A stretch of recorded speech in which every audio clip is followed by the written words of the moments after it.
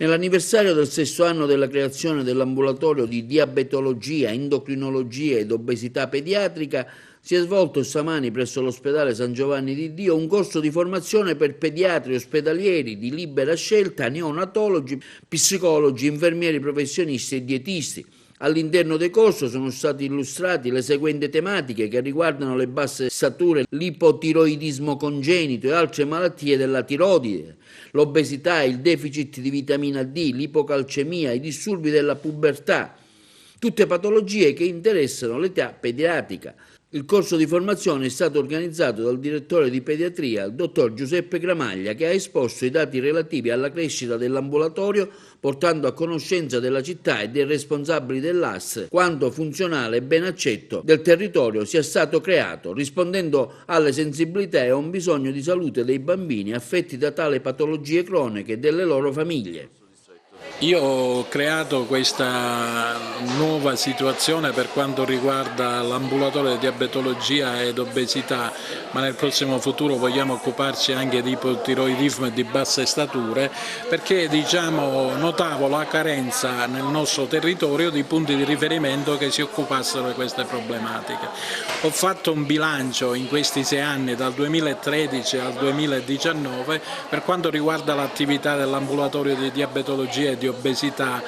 Proietterò anche delle slide in merito a questo e mi sono accorto che il nostro appeal nei riguardi dell'utenza, soprattutto nei pediatri di libera scelta, soprattutto nel territorio che hanno l'esigenza di avere curata questa malattia cronica, è notevolmente aumentata. Siamo passati da un esordio di chetoacidosi diabetica nel 2012 a 12 casi di chetoacidosi diabetica nel 2018 e addirittura ora nel 2019 abbiamo 13 casi con la data degli inizi di novembre di quest'anno. Questo ci fa da un lato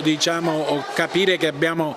cercato di tamponare l'implosione di questo fenomeno del diabete in età pediatrica, ma dall'altro lato ci impone che dobbiamo iniziare ad occuparci ancora di più di questo problema creando delle alternative, per esempio l'impianto di microinfusori, per esempio il riconoscimento a livello regionale del nostro ambulatorio che ormai è stato riconosciuto nell'atto aziendale pubblicato nel settembre scorso, ma anche la possibilità di creare dei campi scuola per i bambini diabetici, una struttura psicologica permanente di supporto per questi bambini affetti da diabete ed obesità. Quindi diciamo che il nostro impegno non è finito, ma vogliamo continuare ad occuparci di tali problematiche, inibendo quelli che sono i viaggi della speranza, ma soprattutto facendo trovare un riferimento 24 ore su 24 ore alle famiglie che hanno di bisogno.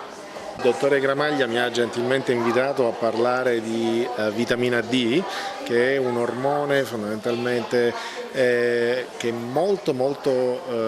di moda in questo periodo, perché fondamentalmente c'è una carenza di vitamina D in circa il 60-70% della popolazione, anche infantile, e anche soprattutto in Sicilia, che può sembrare